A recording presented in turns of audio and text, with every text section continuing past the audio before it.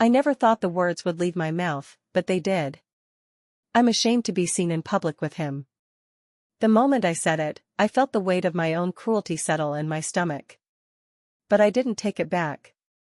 Not even when my best friend, Claire, gave me that stunned, disapproving look, the kind that made my pulse quicken with guilt. Not even when I saw the reflection of my husband, Daniel, in the restaurant window, standing outside, his face unreadable as he pulled out his phone. Had he heard me? God, I hoped not. But deep down, a part of me wanted him to. Because if he knew, maybe he'd finally understand. Maybe he'd see what I saw, a man who used to be confident, put together, desirable. Now? He was a shadow of that man. And I was tired of pretending it didn't bother me, tired of ignoring the judgment in people's eyes when we walked into a room together. Do you even hear yourself right now? Claire hissed, setting down her wine glass with a sharp clink. I forced a laugh, stirring the ice in my drink. It's not like I said it to his face. That doesn't make it any better. Maybe not. But I was past caring. What I didn't know, what I couldn't have known, was that Daniel wasn't just standing outside checking his phone. He was texting someone. And that someone would change everything. Forever. Claire's judgmental stare burned into me, but I brushed it off. I had gotten used to people not understanding my frustration. How could they? They saw the version of Daniel that existed 5 years ago, charming, ambitious, magnetic. Not the man I lived with now, the one who seemed content fading into the background. I sighed, taking another sip of my cocktail, but my eyes kept darting to the window where Daniel had been standing. He wasn't there anymore. Are you even happy? Claire pressed, lowering her voice. I exhaled slowly. Does it matter? Before she could respond, my phone buzzed on the table. I picked it up without thinking. A message from Daniel. Daniel, meet me at the Lenox. Room 415. 30 minutes. I froze, my fingers tightening around the phone. The Lenox was a high-end hotel, downtown. We hadn't stayed there in years. In fact, Daniel never suggested anything spontaneous anymore. My stomach twisted with a mixture of curiosity and unease. Everything okay? Claire asked, watching me carefully. Yeah, I lied, slipping my phone into my bag. Just work. I left the restaurant without finishing my drink. The hallway was eerily quiet when I reached the 4th floor. The soft glow of the hotel lights cast long shadows, making everything feel heavier. My pulse quickened as I stopped in front of the door. I knocked twice. No answer. I hesitated, then pressed my palm to the door. It wasn't locked. Pushing it open, I stepped inside. The room was dimly lit, the scent of cologne, Daniel's cologne, lingering in the air. A single lamp was on near the bed, and on the desk, I spotted a black envelope with my name written in Daniel's handwriting. A letter? I frowned, reaching for it with trembling fingers. But before I could open it, the bathroom door creaked. Daniel stepped out, his expression unreadable. But it wasn't just him.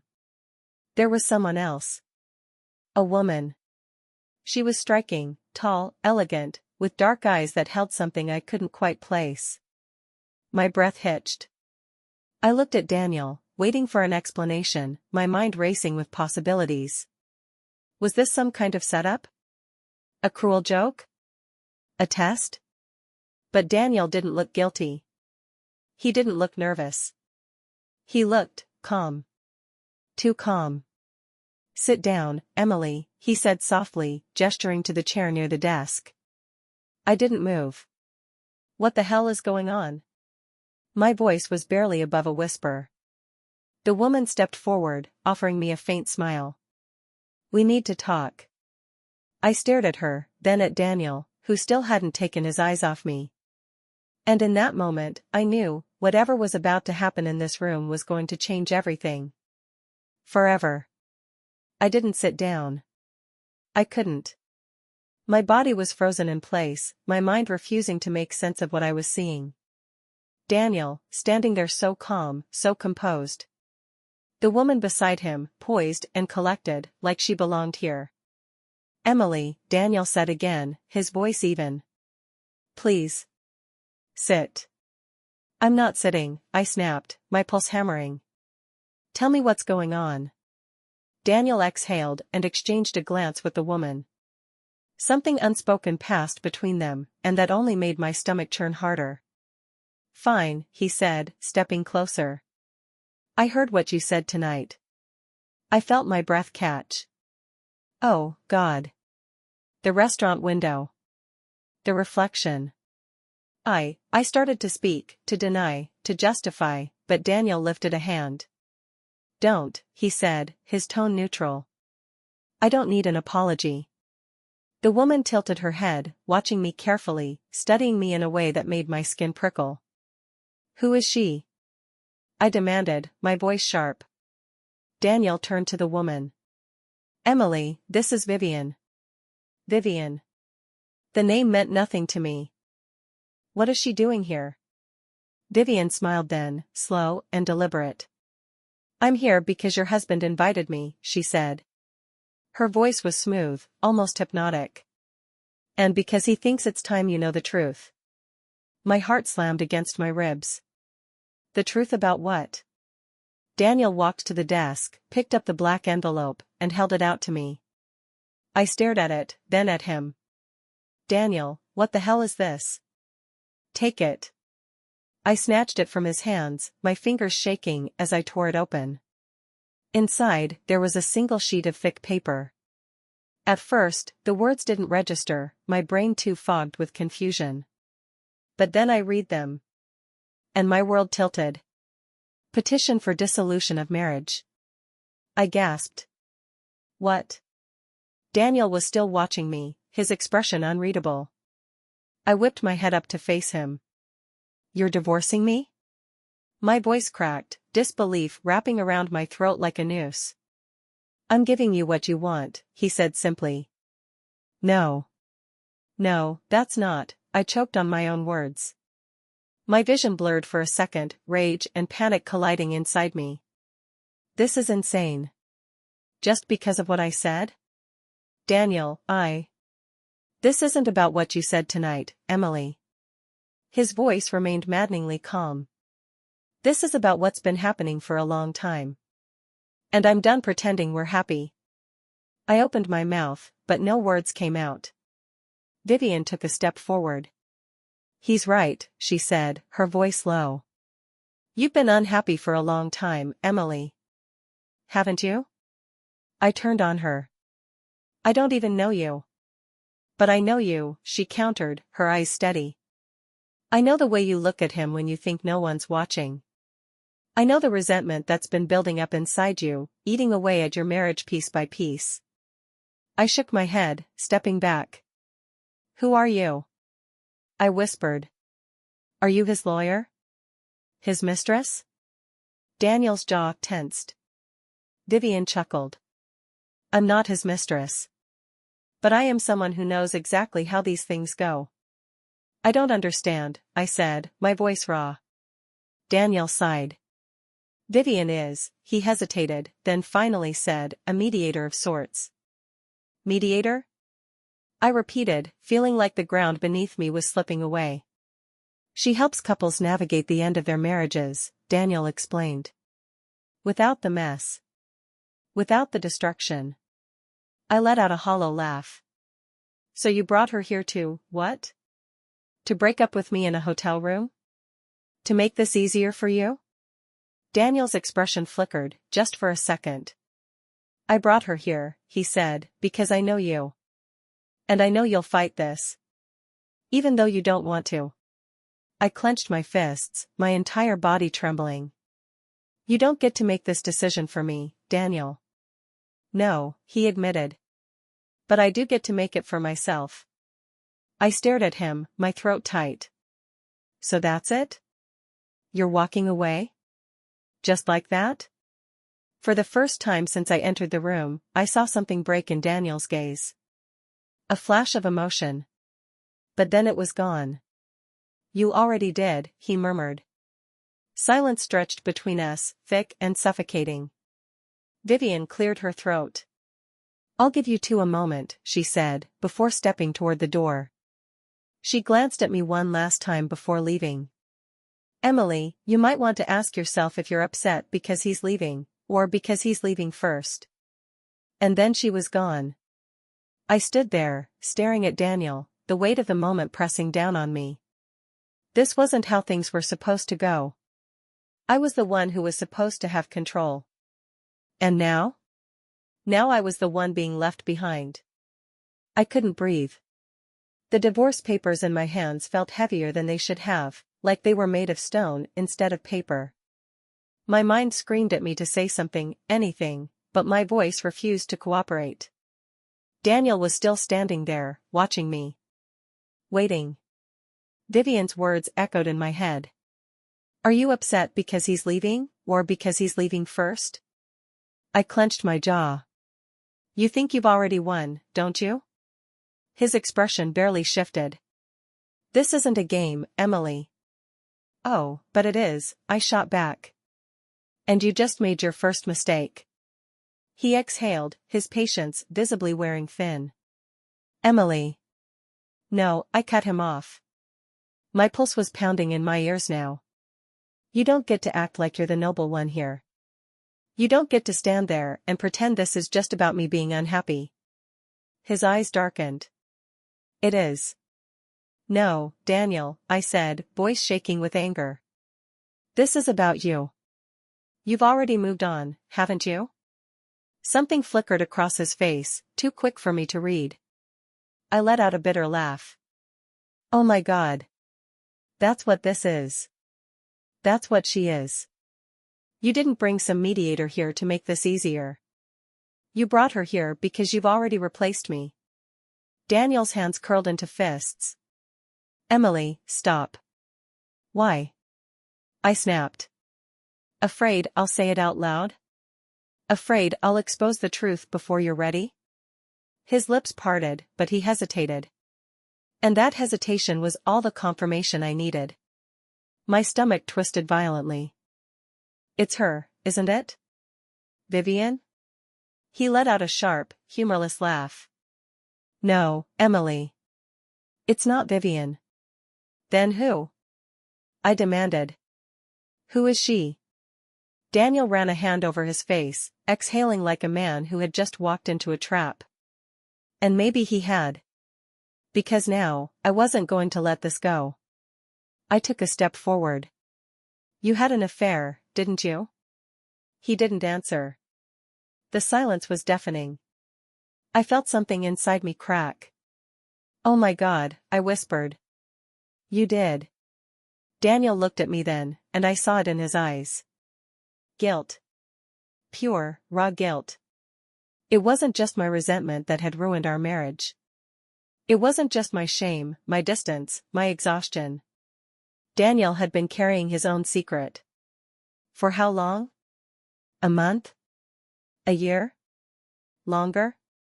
"You son of a bitch," I choked out. His jaw tightened, but he still didn't deny it. "Who is she?" I demanded, my voice rising. "Tell me." He hesitated again, just for a second. And then he said something that knocked the air right out of my lungs. "You already know her." Everything inside me went still.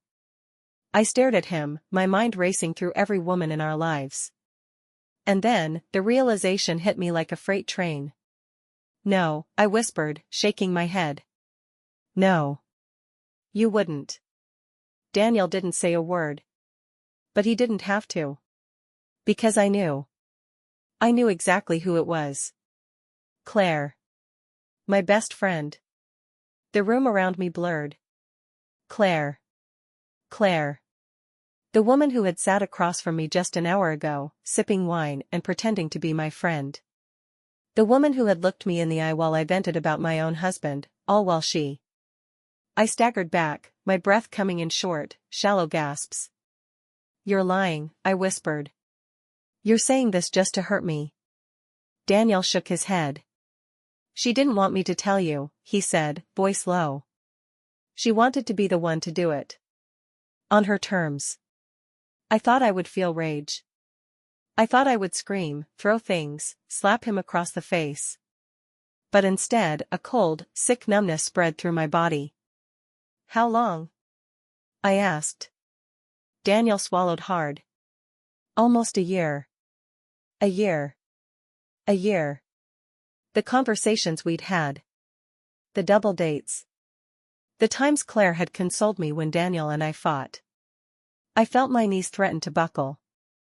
I opened my mouth, but no words came out. I had spent so long resenting Daniel, convincing myself he was the problem, that I had ignored the truth staring me in the face. He had checked out long before this night. Because he had somewhere else to be. Someone else to be with. My best friend. You really are a coward, I murmured, shaking my head. He flinched. Emily. I turned, shoving past him. I couldn't breathe, couldn't think. I needed to get out of that suffocating hotel room before I collapsed completely. I burst into the hallway, my hands shaking as I pulled out my phone.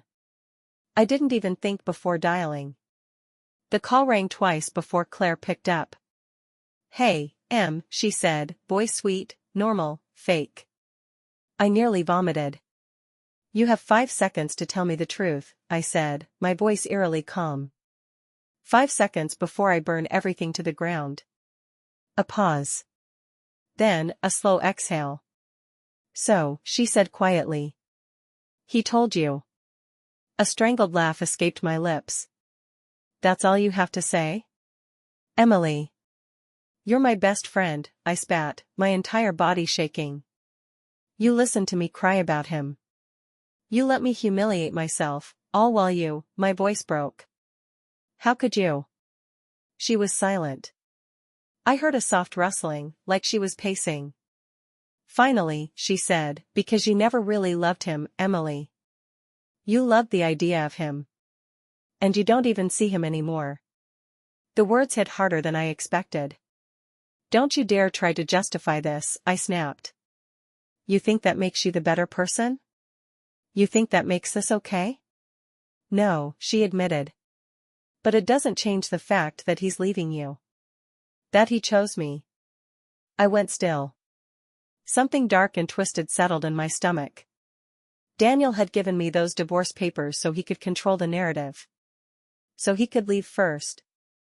So he could move on with Claire while I was left looking like the bitter, discarded wife. Not a chance. A dangerous calm washed over me. You're right, Claire, I said softly. She hesitated. What? You're right, I repeated. I didn't see Daniel. But guess what? Neither do you. I hung up before she could respond. Then, I turned and walked back into room 415. Daniel was still standing by the desk, watching me carefully. I picked up the divorce papers, running my fingers over the page. You really thought you could control how this ends? I murmured. His expression hardened. It doesn't have to be ugly, Emily. Oh, sweetheart, I said, my lips curling into a slow, dangerous smile. You have no idea what ugly looks like. I grabbed a pen from the desk and, in one quick motion, signed the papers. Then, I stepped forward, pressing the signed divorce papers into his chest. Good luck, I whispered. You're going to need it. And with that, I walked out of the room, out of the marriage, out of the life that had been slowly suffocating me for years. But as I stepped into the elevator, I pulled out my phone and made one more call. Hello? Hey, I said sweetly. I need a good divorce attorney. One who specializes in ruining people. The voice on the other end chuckled. I know just the guy. As the elevator door slid shut, I smiled. Daniel thought he had one. Claire thought she had one. But they had no idea what was coming next. Because I wasn't just going to walk away.